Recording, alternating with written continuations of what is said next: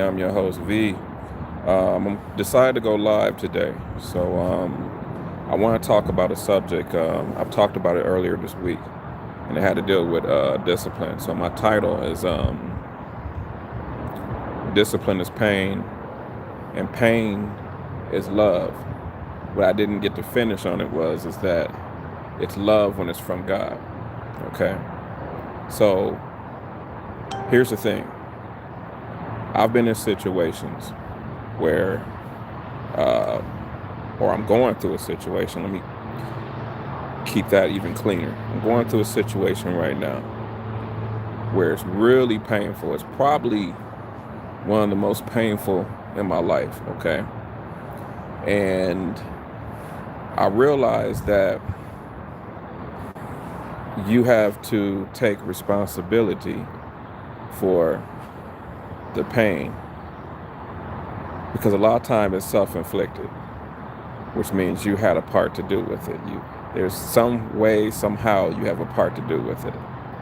And as hard as it is and as painful as it feels, you have to find a way to work through it.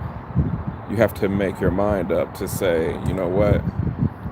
I don't want to go through this any longer. I don't want to go through that again. And so, what decisions do you make? What points do you really come up with and say, I'm going to do this different to where I won't find myself in this circumstance again? So here's the thing. I notice in my own pain and going through things that I try to please God the best way I can. And I think I'm better at it now. I mean, I keep myself low, low to the ground just for humility and humbleness because I don't want to think that I'm bigger than what I am or better than what I am. So I keep myself low. But in the process of thinking that I was doing the right thing, because there's often times where I thought I was doing the right thing that I wasn't. And I had to look at myself because what I truly thought I was doing what was right. I thought that I was pleasing to God, but I had to look at self. I thought I was right, had to look at self. I thought I was right, had to look at self. And you know what I came up with? Self-righteousness. Self-righteousness. And the choice I have to make is that, you know what? This is just like going to jail, prison, whatever, but it's a mental prison, and you have to deal with this in a way to where, how am I going to deal with being in this prison? So it's, a lot of it is for me at this point is uplifting others, helping others who are in prison as well. Prisons of their minds, prisons of their mistakes, prisons of, their past or whatever they're going through. Uh, so I looked at myself and I said, you know what? I need strict discipline. I have to change my mind, which is number one, but I need strict discipline. I'm tired of truly disappointing the Lord. And that's really what it came down to. It's just really being truly in your heart tired of disappointing God. So what do? Well, there's three ways that I've seen that God talks to you.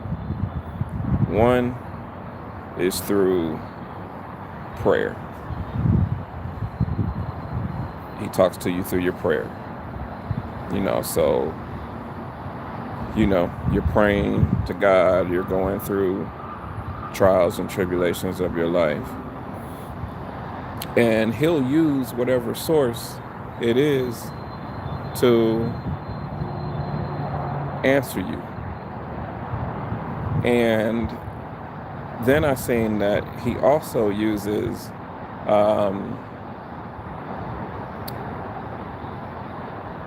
the word, the Bible.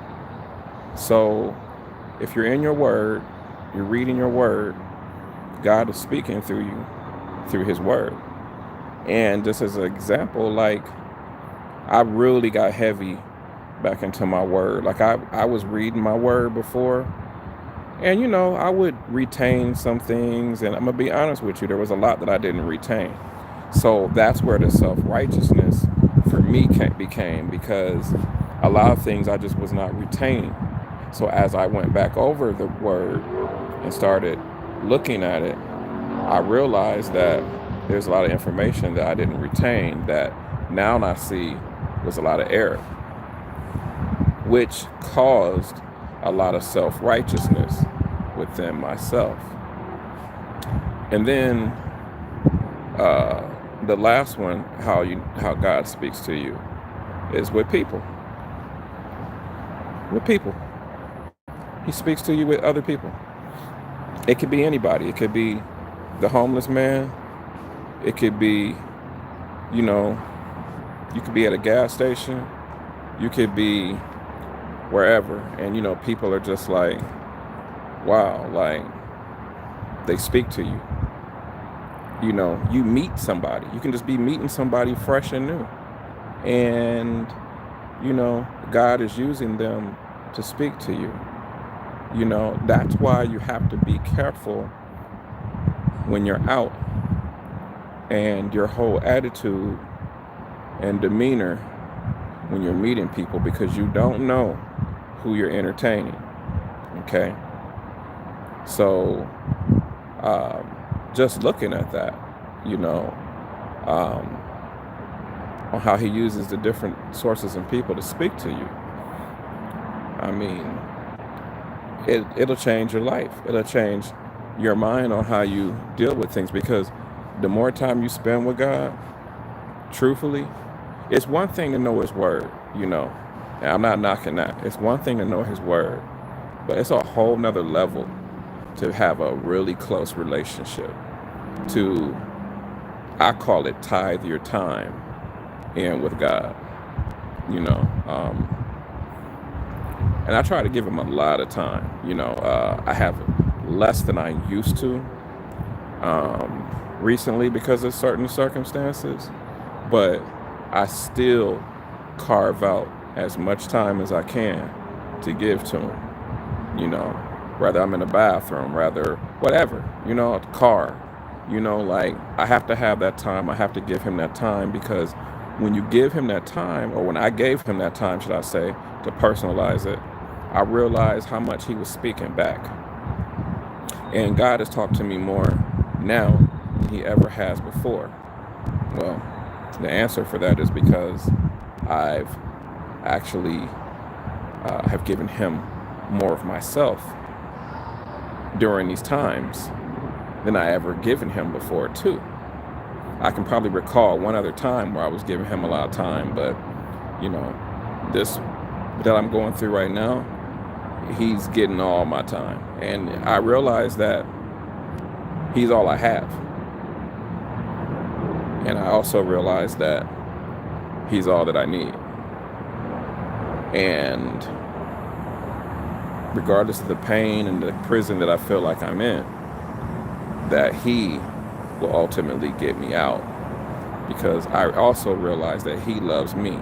That's why I spoke about discipline earlier in the week, because a lot of people, when they go through pain and they feel like they're in misery, they think God don't love them. They think that it's God doing that to them for some other reason, versus just trying to get them together, trying to clean them up, trying to bring them closer to him.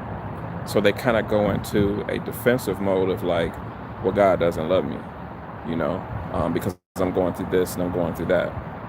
And it's far from the truth, right? So I just say, pain is no one likes pain, but there's a way that you have to deal with it. And I talked about prison earlier. So, what are you going to do when you're in prison? Well, you got to find a way to uplift. You got to find a way to show people a different way. You got to find a way to, you know, be that brother to your other brothers that are lost, like you were, you know, to show them the errors in their ways through you, and to show, and so that they see who you are, and they see who you've became. They see what you've changed, and they're like, you know what? That's an example. That brother right there, he is an example. Excuse me. There's some, all of a sudden, it's like some bugs flying around. So, my thing is that that's what you do in a situation. You in the pit, you grab your brothers up out of the pit. Simple. All of them that you can. And guess what?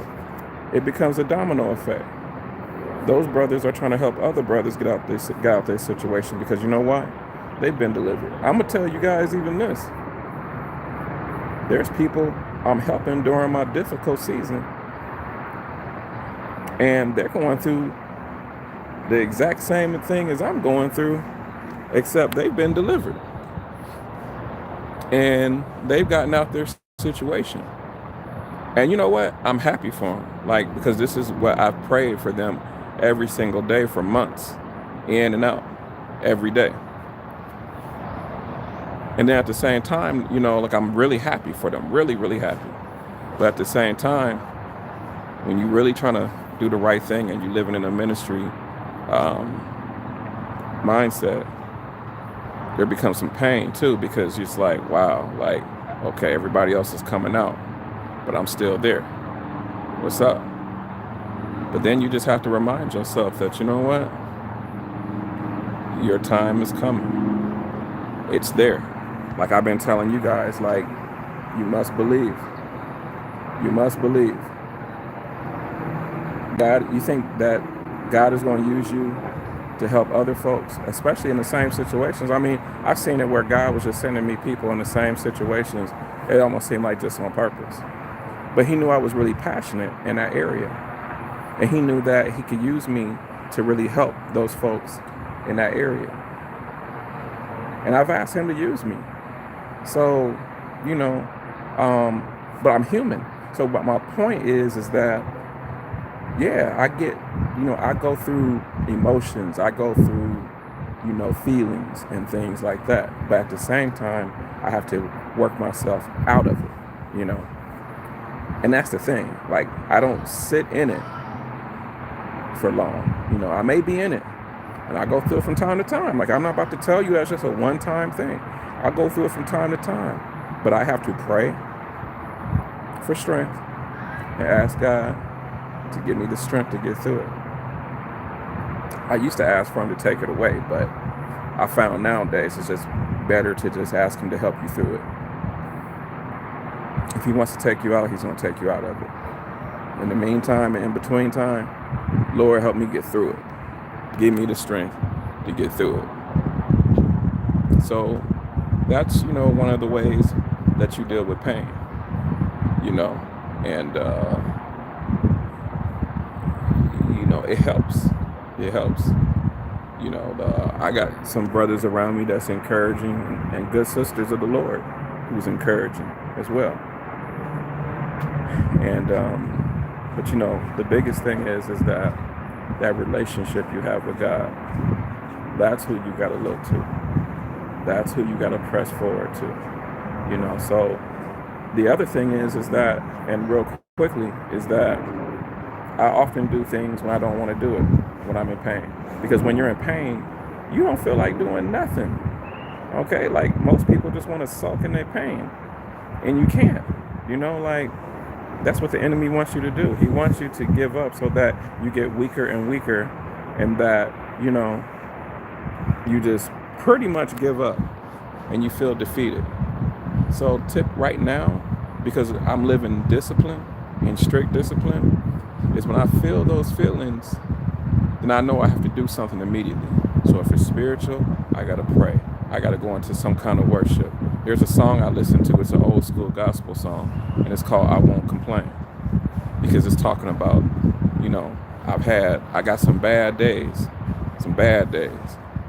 but my good days outweigh them, you know. Just been in some situations, you know, been lied on, been talked about, been everything, you know. But when I look around and see what God's done for me, I won't complain. I will not complain.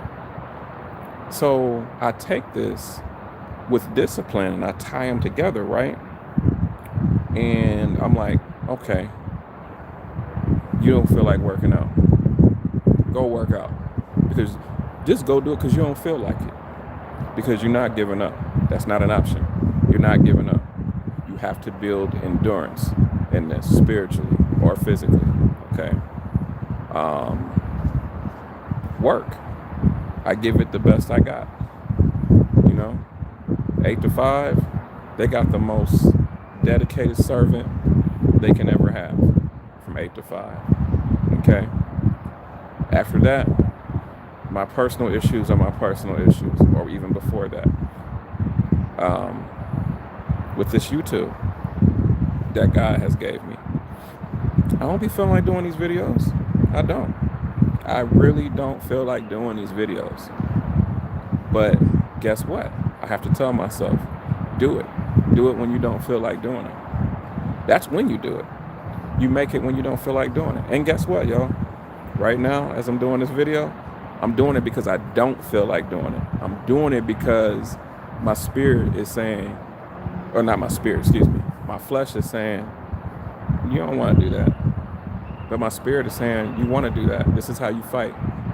This is how you get yourself out of that mental prison that you're in. This is how you build yourself up. This is how you build endurance for me. This is how you're going to fight for my people. So, you know, and, you know, there's other issues. One I won't go into, you know, that's really personal. But I fight. And, you know, it's funny because my kids told me that, Dad, no matter what situation you're in, you're going to get what you want because you don't give up. And my kids are telling me now, like, you don't give up. I see in you that you don't give up. And that's why you're going to get what it looks like you lost, because you don't give up. And they believe in me. And I got to tell you, besides God believing in me, that's huge. That's huge. So that's why you guys can't give up. That's why you got to believe. Now, there's no such thing as forcing God. You let him do what he's going to do, and you just chill. But believe. All you got to do is believe. All God is asking you to do is believe and trust in him. That's all he's asking. You can't force anything that you need. When it's out of your control, you have nothing to do with it. Remove yourself and trust in the Lord. Period.